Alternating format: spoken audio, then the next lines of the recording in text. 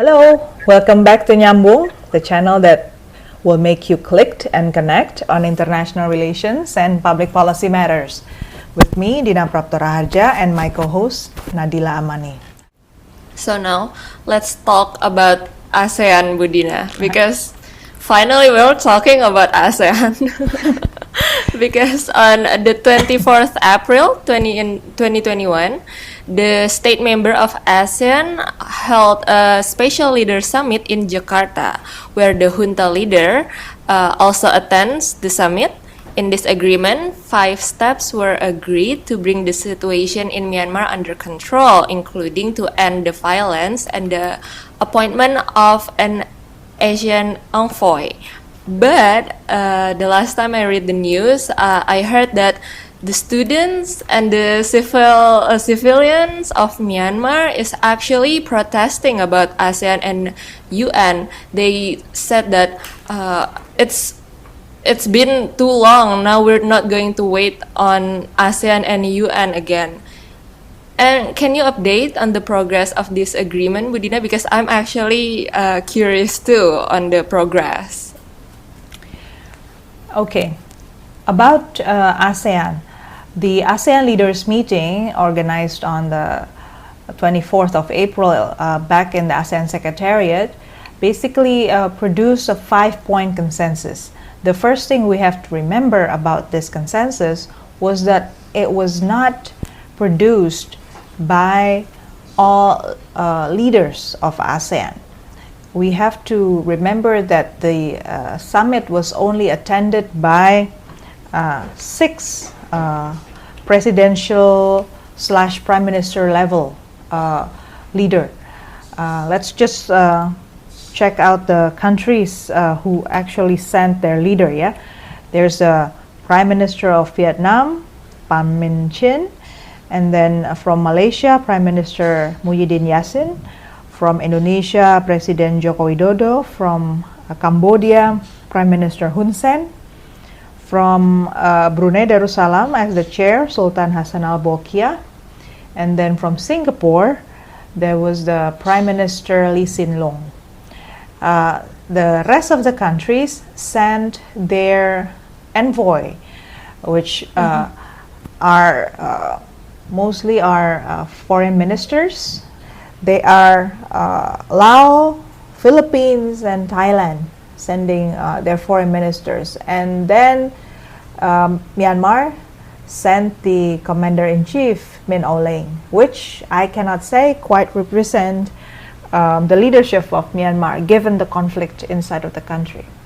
So what has been called 5-point consensus is not a true consensus of leaders in ASEAN. That's my first note. Second, if you notice the 5 points, the points basically rest or hinge on the visit by special envoy that will be appointed by ASEAN to meet all the parties concerned inside of Myanmar. It doesn't mention who are the parties concerned. So at that point, when I read this 5-point consensus, to be honest, I was thinking only of the importance of having ASEAN on board this, seeking solution for Myanmar. Because after all that has happened, despite the weakness of ASEAN, if you can say so, ASEAN has a central role in the region.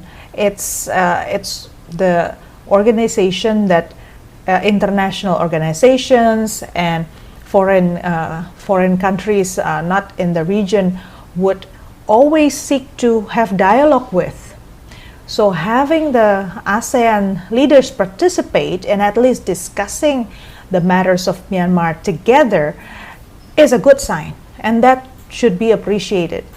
But when I look closer into the 5-point consensus, the thing that bothers me are the thing that I just mentioned. It was not attended by all. It was basically hinges on the appointment of special envoy. It doesn't say anything about who will be the parties met in Myanmar. It doesn't have any timeline. That was also shocking. Upon my first reaction of the 5-point consensus, I was thinking it will be well thought on the timeline.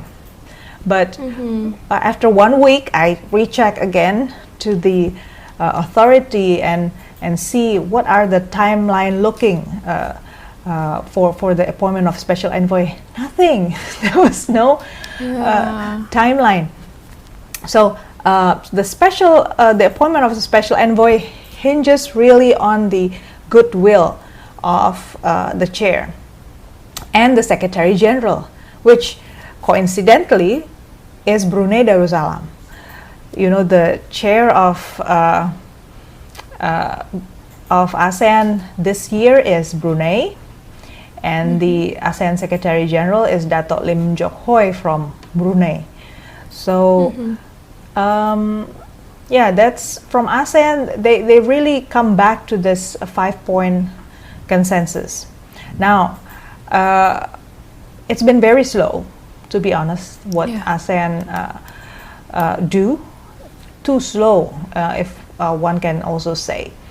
The excitement, the momentum after the ASEAN leaders meeting doesn't materialize at all, which one could say contributes also to the confidence of the Tatmadaw to continue doing violence towards civilians.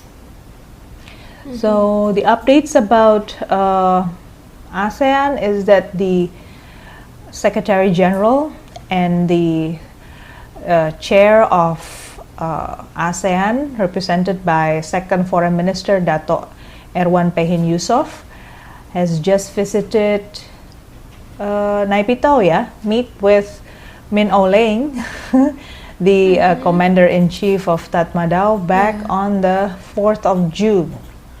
So imagine, it takes a long time between April until June to visit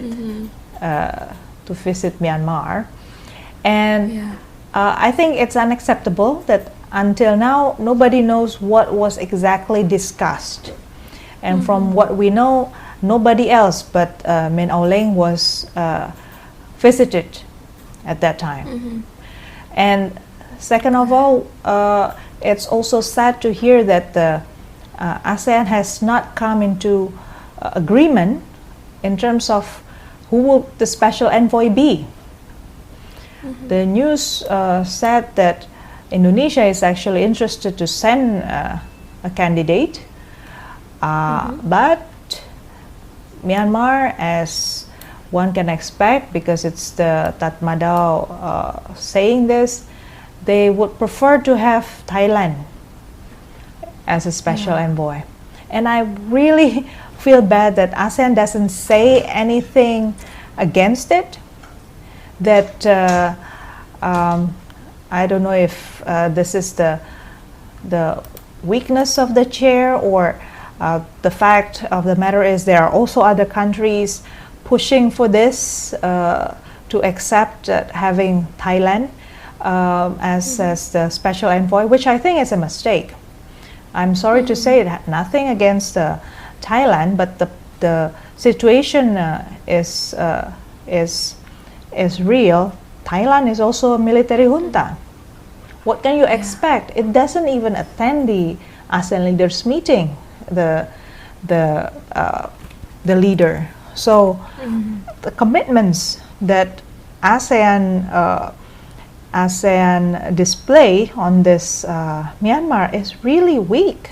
Therefore, is really out of place. It's far from what people expect ASEAN would do.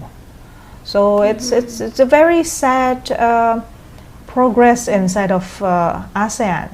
Oh, another thing, they only meet as well with Tan Sue, the chairman of the new election commission, which again is the approved figure from Tatmadaw.